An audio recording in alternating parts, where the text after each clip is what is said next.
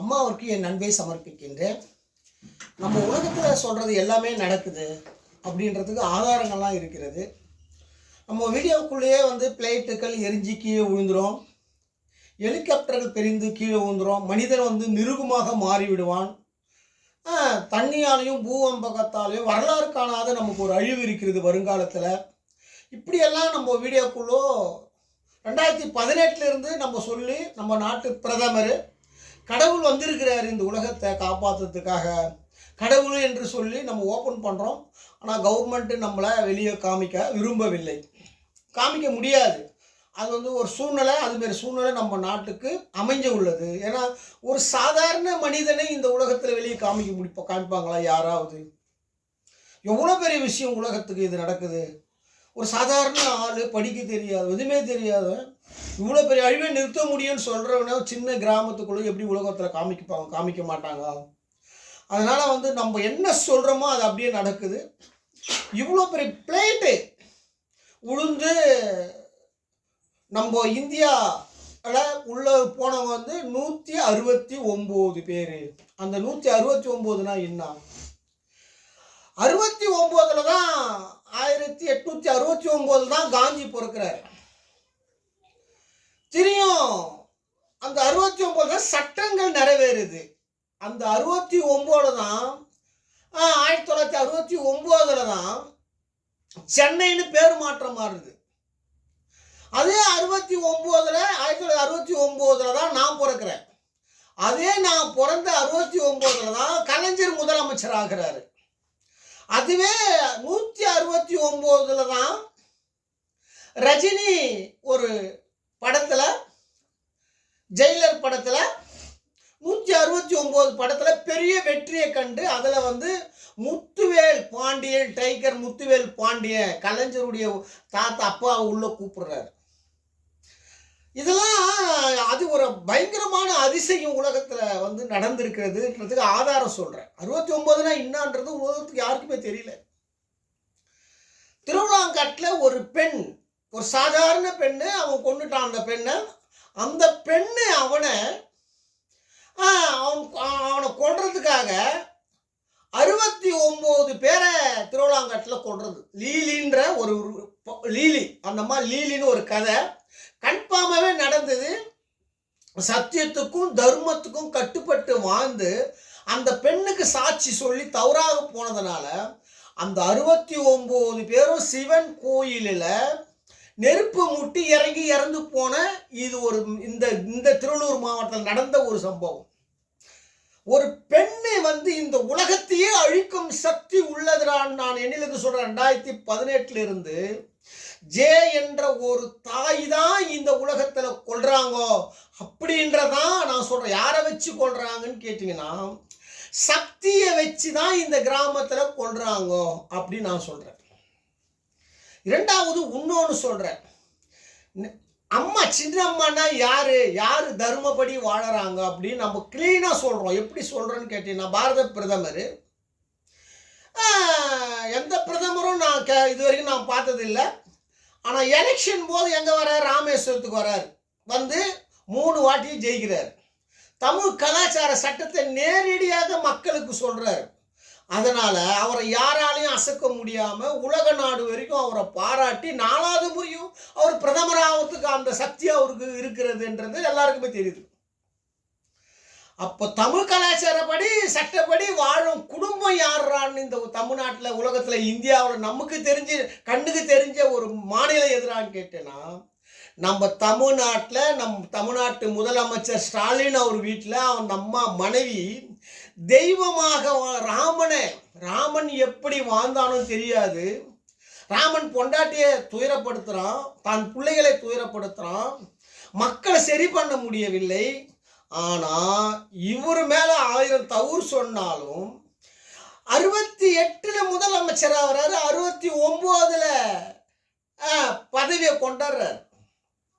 ஜெயலலிதா 68 இறக்குறாங்க, 69 தெய்வலோக பதவியை கொண்டாடுறாங்க.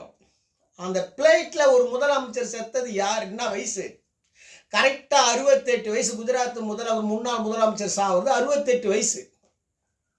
ஏன்னா 68 வயசில் சாகணும்னு கேட்குற முதலமைச்சர் இதெல்லாம் வந்து கண்டுபிடிங்க, இதெல்லாம் வந்து ஆராய்ச்சி கண்டுபிடிச்சி இந்த அழிவை நம்ம எல்லாம் எப்படி நிறுத்த முடியும் இந்த நாட்டில். இதில் வந்து மாற்றமே கிடையாது. ஏன் நிறுத்த முடியும்னா, தெய்வங்கள், ராமன் என்ற தெய்வம் மனிதனாக வந்து நேரடியாக அதிசயம் பண்ண பூமி. எத்தனையோ சித்தர்கள், மகான்கள் எல்லோருமே அதிசயத்தை பண்ண பூமி.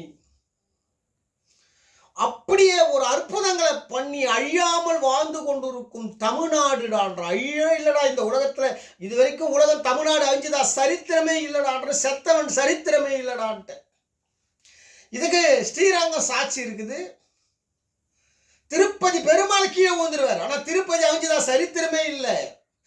திருவண்ணாமலை எந்த காலத்துல தெரியல, நேரடியாக காட்சி கொடுத்த இடம்னு சொல்லி கடவுளுக்கு உருவம் இல்லை, ஜோதியாக வாழ்கிறார் என்று எத்தனையோ கோடி ஜென்மத்துக்கு முன்னே யாராலையுமே அழிக்க முடியவில்லை. கூட தமிழ்நாட்டை அழிக்க முடியலான்ட்டு.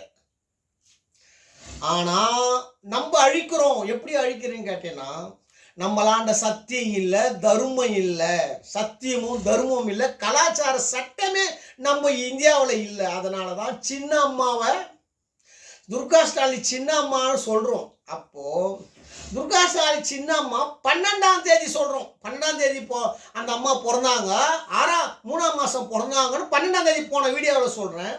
அதே 12ஆம் தேதி ஏன்டா பிளைட் எரிஞ்சுதுன்னு கேட்குறேன். அப்போ நான் யாருறான்னு கேட்குறேன். அப்போ 169னா என்னடான்னு கேட்குறேன். 69னா நீங்கள் எல்லோரும் இந்தியாவில் மொத்த பேரை செஞ்சுக்கடான்னு சொல்கிறேன். 69ன்னா 9 சந்து 6 அறிவு. அவன் இறந்த பிறகு 96 96 சக்தியை ஒரு மனிதன் இழந்து விடுகிறான். அவன் செத்தவனா எவ்வளோ பெரிய ஆள்? குறைஞ்சபட்சம் ஒரு 50 பேர் 30 பேர் ஏழை நடுத்தரை இருப்பான். குறைஞ்சபட்சம் 200 பேர் கிட்டத்தட்ட பெரிய பெரிய கோடீஸ்வரன். அவனுடைய செல்வங்கள் 96 வீக்காடு செல்வங்கள் 96. 6 சந்து போச்சு, 9 சந்து போச்சு, 6 அறிவு போச்சு. அப்படின்னாச்சு 6ம் 9ம் 6ம் 96 புகழாரம் அழிஞ்சுதுறான் மொத்த பேர் கொண்ட. சாதாரண பணக்காரன் இல்லடான்னு சொல்கிறேன் ஒருத்தரும். ஆனால் நம்ம நாட்டில் திருந்துவானா? திருந்த மாட்டான்டான்ற. அதிகாரி திருந்துவானா? திருந்த மாட்டான். போலீஸ் திருந்துவானா? திருந்த மாட்டான். பெரிய பெரிய அமைச்சர்கள் திருந்துவாங்களா? மக்களுக்காக வாழ்வாங்களா? உண்மையா? திருந்த மாட்டான். ஏன்னா அவனுடைய உடம்புல செலுத்தி விடுகிறது. என்ன செலுத்துறான்னா, நம்ம எப்படி ஒரு ரூபா கிட்ட உடம்புல இந்த வேலை செய்யணும்னு செலுத்துறோமோ செலுத்திடுறாங்க. அதை செலுத்தின உடனே அவன் அதிலே பைத்தியமாகி 10 பைசா கூட உதவாத லாஸ்ட்ல செத்து மனித பிறவி இல்லாமல் நாயா பிறக்கிறான்டான்ற. ஒரு மனிதன் நாயா பிறந்து விடுகிறான்டான்ட்ட, பன்னியாக பிறந்து விடுகிறான். இது இந்து கலாச்சார சட்டத்தில் போய் கேள்றான்டா. யானைக்கு ஏன் ஏன தலையை, புளியாருக்கு ஏன்டா ஏன தலையை வச்சாங்கன்னு கேட்குறேன். அனுமானுக்கு ஏன்டா குரங்கு முகத்தை வச்சாங்கன்னு கேட்குறேன். மகாவிஷ்ணுக்கு பல அவதாரத்தில் வந்து வாயில்லா ஜீவன்கள ரூபத்தை ஏன்டா கொடுத்தாங்கன்னு கேட்குறேன். மனித பிறவியை கடிக்காதடான்ட்டு. உங்களுக்கு எல்லாம் மனித பிறவி கடிக்கலனா, நான் ஒருவன் இந்த பூமியில அவதாரம் செய்தால் என்னை வெளியே காமிச்சா மட்டும்தான்டா உங்களுக்கு மனித பிறவிடா இந்தியாவில்ன்ட்டு. இல்லைன்னா மனித பிறவியே கிடையாதுடா, அவங்க மற்ற பேரும் காலிடான்ட்டு. இதை காப்பாற்றக்கூடிய ஒரே தலைவன்டா நம் முதலமைச்சர் ஸ்டாலின்டான்ட்டு. துர்கா ஸ்டாலின் அம்மா தான் 12, அந்த 12ஆம் தேதி தான் நடக்குது. அது 6ஆம் மாதம் நடக்குது. அது கூட 6ஆம் மாதம் கலைஞர் போடுறது பிளைட்டு 1 6ஆம் மாதம் 2 வாட்டி ட்ரெயின் ஆஸ்டிங்க 6ஆம் மாதமே நடக்குது. கரெக்டாக கலைஞர் போடுற இதுல ஏண்டான்னு கேட்குறேன். வேற மாதம் நடக்க வேண்டியது தானே? ஏன் 6ஆம் மாதமே நடக்குது? நான் ஏன் கலைஞர் குடும்பத்துக்கு சப்போர்ட்டாக பேசுகிறேன்? சரி, அப்போ விஜய் ரூபினி அவர் வந்து முதலமைச்சர், குஜராத் முதலமைச்சர் விஜய் ரூபினி விஜய் என்ற ரூபினி ஏண்டா சேர்த்தான்னு கேட்குறேன். விஜய் என்ற ரூபினி ஏண்டா சேர்த்தான்னு கேட்குறான். நம்ம தமிழ்நாட்டில் விஜய் அரசியலுக்கு வர்றது நம்மளுக்கு பயங்கரமான அழிவு இருக்குடான்ட்ட. பயங்கரமான அழிவு இருக்குடா உலகத்துலன்ட்டு. இதுல இருந்து காப்பாற்றணும்னா நம்ம தமிழ்நாட்டு முதலமைச்சர் நினைச்சா மட்டும்தான்டா இதுல இருந்து நம்மளை காப்பாற்ற முடியும். அந்த உதயநிதி அந்த அம்மா துர்கா ஸ்டாலின் நினைச்சா மட்டும்தான்டா காப்பாற்ற முடியும். தெய்வ சக்தி இருக்குடான்ட்டு. அவங்க நேரடியாகவே இது வரைக்கும் எந்த தவறும் அந்த அம்மா பண்ணலை. அந்த அம்மா சக்தி பெற்றவங்க. சக்தி பெற்றவங்க யாருமே தவறு நேரடியாக பண்ண மாட்டாங்க. அவங்களுக்கு தேவை நல்ல பேரு புகழாரத்தை சம்பாரிச்சுப்பாங்க. பெண் படைத்த உலகண்டான்ட்ட, நான் ஒரு பெண்ணுடான்ட்ட, நானே கிடையாதுடான்ட்ட, என் தாய் என்னை பெத்து எடுத்தவடான்னு சொல்றேன். நான் ஒரு ஆணா இருக்கிறேன், ஆனால் மறைஞ்ச பிறகு நான் ஒரு பெண்ணுடான்ட்ட, அந்த அம்மாவுக்கு நான் ஒரு வேலைக்காரன்டான்ட்டேன். ஆனால் நீங்களாம் ஒரு வேலைக்காரன் தான்டா, மொத்த பெருமை ஒரு கூலி வேலை செய்து கொண்டு இருக்கின்றான்னு சொல்றேன். விவசாயி ஒரு கையை பார்த்து சொல்லு ஒரு வேலைக்காரனை வைப்பான். ஆனால் அந்த முதலாளி வர வரைக்கும் இவன் தான் அதுக்கு ஓனராக இருப்பான். அந்த இடத்துல யாருக்கு அவனை மீறி அந்த விவசாயி உள்ள போக முடியாது. அதுமாரி தானே நம்ம வாழ்க்கலான்னு சொல்கிறேன். நம்மளாம் ஒரு வேலைக்காரன்டான்ட்ட இந்தியாவுக்கு. நம்ம செய்கிற பாவத்துக்கு நமக்கு மனித பிறவியே நமக்கு கிடைக்காதுடான்ட்ட. இதனால் முதலமைச்சருக்கு யாராக இருந்தாலும் சட்டம் ஒன்றுடான்ட்டு. அதனால தான் அப்படியாப்பட்ட ஜெயலலிதா அந்த மண்ணில் வந்த போது கூட பயங்கரமான அவமானத்தை சந்திக்குதுறான்ட்டான். ஆத்மா தான்டா இந்த உலகத்தை ஆட்சி செய்துறான்ட்டான். ஆத்மா தான் இந்த உலகத்தை ஆட்சி செய்து. ஆனால் ஆத்மாவுடைய சட்டம் என்னன்னு கேட்டீங்கன்னா, கடவுளாக வந்தாலும் சக்தியை நேரடியாக மனிதாவதாரம் பண்ணாலும் அவங்கள அசிங்கப்படுத்தி அவமானப்படுத்தி பெரிய நிலைக்கு கொண்டு போய் விடுங்க ஆத்மா நினைச்சான்னா. அந்த புண்ணிய ஸ்தலம்தான் ஸ்டாலினுடைய மனைவிடான்ட்டு. அந்த புண்ணிய ஸ்தாய் தான்டா இந்த நாட்டை காப்பாற்றி நிற்கிறாடா. அவங்கள எத்தனை வருஷமா, 10 வருஷமா அந்த அம்மா தாண்டா அவங்கள காப்பாத்துறாங்கன்னு சொல்றேன். சீதா மறைந்தால் ராமனும் ராவணம் ஐந்தான். ரோபதி மறைந்தால் பஞ்ச பாண்டரும் கிருஷ்ணனும் கொடூரமாக ஐந்தான். இந்திரா காந்தி மறைந்தால் யார் அஞ்சுது? தான் புள்ளை தான் பேரன் பிச்சை எடுத்து ரோடு ரோடாக சுத்தி கொண்டு இருக்கிறான். குற்றவாளியாக எங்க கோர்ட்டுக்கு திருடனாக வாழ்ந்து கொண்டு இருக்கிறான். நல்லவனாக ஆட்சி பிடிக்க முடியவில்லை. இந்திரா காந்தி போன பிறகு, ஜெயலலிதா போன பிறகு என்னடா ஆச்சுன்னு கேட்கிறேன். ஓபிஎஸ்க்கு செருப்படி, விபிஎஸ்க்கு செருப்படி. அவன் தொண்டனை அடிக்கிறான், அவன் புள்ளைய அடிக்கிறான்டா, பொதுமக்கள் அடிக்கிறடான்ட்ட. அப்ப நான் எவ்வளவு பெரிய அழிவு உலகத்துக்கு நடக்க போடுறான்னு சொல்றேன். இது கண்ணுக்கு தெரிஞ்சு நடக்குதுடான்ட்டு. யாரால நடக்குது இந்த அழிவுன்றதை நீங்களே சொல்லுங்கடா இனிமேல். ஸ்டாலினால ஒரே ஒரு அழிவு கூட நம்ம இந்தியாவில் நடக்கிறோம்டான்ட்ட. ஸ்டாலினால நடக்கல, ஸ்டாலின் காப்பாற்றி இருக்கிறான்டா உங்களை மொத்த பேரையும் கேட்குறேன். அதனால 69 ஒரு சாதாரண நம்பர் இல்லை. ஒரு மனுஷன் பயங்கரமான சக்தி பெற்றவன். அவன் போய்விட்டால் இந்த உலகமே அருண்டு போய்விடுண்டா. ஒரு பெண்ணு போய்விட்டா உலகமே இருந்தும், ஒரு ஆணு போய்விட்டா உலகமே இருண்டு விடுண்டான்ட்ட. இது நம்ம பிரதமர் இருக்கிற வரைக்கும் தான் நம்ம அமித்ஷா மொத்த பேருக்கும் புகழாரண்டான்ட்டேன். பிஜேபிக்கலாம் இல்லைன்னா அம்மா என்ன நிலமாச்சோ நம்ம பிரதமர் நம்மளுக்கு போயிட்டாருன்னா அவங்கள விட்டு உங்களுக்கு ஒத்த கூட அந்த டெல்லிக்கே நமக்கு இன்னைக்கு நடக்க போடுறான்ற எங்கங்க பயங்கரமான போர் உலகத்துக்கு நடக்குதுறான்ட்ட. நான் என்னைக்கு சொன்னணும், அன்னிலேருந்து பயங்கரமாக சாகுறான். இந்தியாவில் பயங்கரமாக சாகுறான், ஹெலிகாப்டரில் சாகுறான், ஒரு பக்கம் கொரோனாவை சாகுறான். இதில் தான் காப்பாற்ற போகிறதான் நம் பிரதமருக்கு தப்பு பண்ண உரிமை இருக்குடான்ட்ட. இது நம்ம யாரும் ஒன்றும் பண்ண முடியாதுடான்ட்ட. பிரதமரை கெட்டவன் இந்த பூமியில ஒரு மனிதன் கூட சொல்ல முடியாது. முதலமைச்சர் தவறு செய்தால் பிரதமர் அதை கன்ஃபார்மாக தண்டிக்கிற தன்மை உள்ளது. ஆனால் முதலமைச்சரையே என்ன வேணாலும் பண்ணக்கூடிய சக்தி பிரதமருக்கு உண்டு. நம்ம யாரும் அதை கேள்வி கேட்க முடியாது. ஆனால் மீண்டும் மீண்டும் முதலமைச்சர் கூட சேர்ந்து தவறு செய்தால் நம் நாடு அழிஞ்சு விடண்டான்ட்டு. இந்த அதிமுக என்னைக்கு அமித்ஷா எடப்பாடியை பார்த்துட்டு போனாலும் அன்னிலிருந்து நம்ம இந்தியாவை பயங்கரமான அழிவை சந்திச்சு கொண்டு இருக்கிறது. இது உங்களுக்கு நல்லாவே தெரியும். அப்போ ஒவ்வொரு தொண்டனுக்கும் ஆபத்துடான்ட்ட. ஒவ்வொரு தொண்டனுக்கும் ஒவ்வொரு அரசியல் தலைவருக்கும் நமக்கு ஆபத்து வரப்போதுடான்ட்ட. ரெண்டாவது இன்னொன்று சொல்றேன். ரயில் ஆக்சிடென்ட் 2ஆம் தேதியா 3ஆம் தேதியா தெரியல. விஜய் அப்போ விஜய் இந்த 2 ஏன் வந்தது அந்த இடத்துல? 2ஆம் தேதியா நடந்தது. விஜய் ரூபணி ஏன் செத்தாரு? அது 68 வயசுல அம்மா சாவுறாங்க. அந்த முதலமைச்சரையே 68 வயசுல முன்னாள் முதலமைச்சராக குஜராத்தில் சாவுறாரு. அதெல்லாம் கண்டுபிடிங்க. இந்த நம்பர்லாம் ஏன் ஒத்து வருது?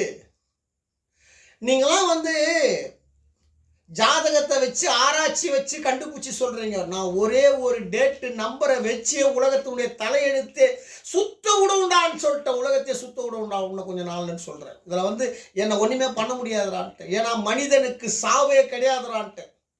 பிரபாகரன் பை வாங்குகிறான். என்னைக்கு வீரப்பன் காட்டிலிருந்து வெளியே வந்தான், செத்து போயிட்டானோ, ஏழை மிருகமெல்லாம் மனிதனை கொல்ல ஆரம்பித்து விட்டது. ஒரு காடே பயந்துதுறான்னு சொல்ற ஒரு வீரப்பனுக்கு. பிரபாகரன் இறந்து விட்டான். இலங்கை இன்னைக்கு இலங்கை நிலைமை என்னடான்னு சொல்றேன். ஒரு சக்தி பெற்றவன் தமிழ் அந்த மண்ணில் இருக்கிறதுனால தான் ஒவ்வொரு மாநிலமும் சுபட்சமாக இருக்குடான்னு சொல்லிட்டு, ஒவ்வொரு நகரம் இருக்குடா, ஒவ்வொரு இந்தியாவில் தமிழன் இருக்கிற இடம்னு சொல்கிறேன். ஆனால் தமிழ்நாட்டில் இன்னொரு நாட்டுக்காரன் ஒரு நகரம் வச்சிருக்கான் பாடுறான், வருவான், வேலை செய்வான், 10 வருஷம் இருப்பான், 50 வருஷம் இருப்பான், திரும்பி கிளம்பி போயிடுவான். ஆனால் தமிழ் மட்டும் ஒரு நகரத்தை வச்சிருப்பான். எந்த இடத்துல போனாலும் தமிழ் எந்த இடத்துல இருக்கிறானோ அந்த மாநிலம் நல்லா இருக்குதுடான்னு சொல்கிறேன். தமிழன் ஒரு சாதாரண ஆளே கிடையாதுடான்ட்டு.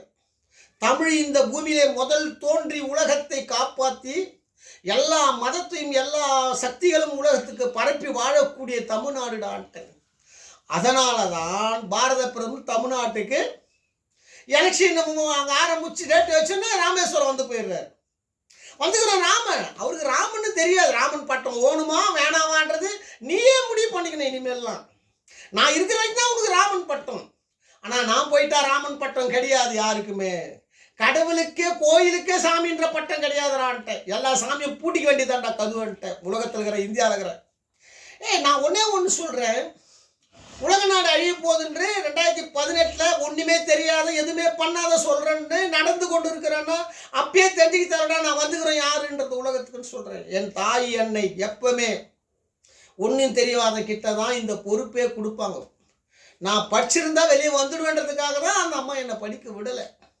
அதனால் நான் இந்த அளவுக்கு நம்ம வளர்ந்தோன்னு சொன்னால் அதுக்கு நம்ம முதலமைச்சர் நம்மளுடைய பிரதமர் தான் நம்ம வீடியோ வெளியிடுறாங்க. இந்த பெருமையெல்லாம் அவங்களுக்கு தான் நான் தெரிவிக்கணும். ரெண்டாவது சக்தி, இந்த குத்தம்பாக்கம் சக்தி எனக்கு இவ்வளோ பெரிய அறிவாற்றலும் திறமையும் என்னை பேச வச்சு என்னை அழகு பார்க்கும் என் சக்திக்கு அந்த அம்மாவுக்கு எத்தனை கோடி ஜென்மம் எடுத்தாலும் அந்த நன்றி கடனை என்னால் தீர்க்கவே முடியாது. ஆனால் அந்த தாய்க்கு நான் ஒன்று கேட்பேன், அது சொல்ல முடியல என்னால் வெளியே. நிச்சயமாக அந்த தாய் கூட நான் எப்போதுமே என்னை கைவிடாமல் காப்பாற்றி கொண்டு இருக்கிறாள் என்னுடைய தாய் சக்தி. என் ஊரில் என் தாய்க்கு என் அன்பை எப்போ அம்மா உனக்கு எத்தனை கோடி ஜென்மம் எடுத்தாலும் என் அன்பு, உன்னுடைய அன்பு எனக்கு கிடைக்க வேண்டும். இது ஒன்று மட்டுமே என்னுடைய வரமாக உன்னை கேட்பேன். நான் இந்த அளவுக்கு வளர்ந்தேன்னு சொன்னால் எங்களை படைத்து ஆட்டி படைக்கும் மேலிருந்து என்னுடைய தாய் ஜேவுக்கும் நான் இந்த அளவுக்கு இருக்கிறேன்னா அந்த அம்மாவுக்கு தான். ஜே என்னுடைய தாய்க்கும் மனமார்ந்த அன்பையும் நன்றியும் தெரிவித்துக் கொள்கிறேன். மக்களால் நான், மக்களுக்காக நான். இன்றைய சட்டம் நாளைய மாற்றம்.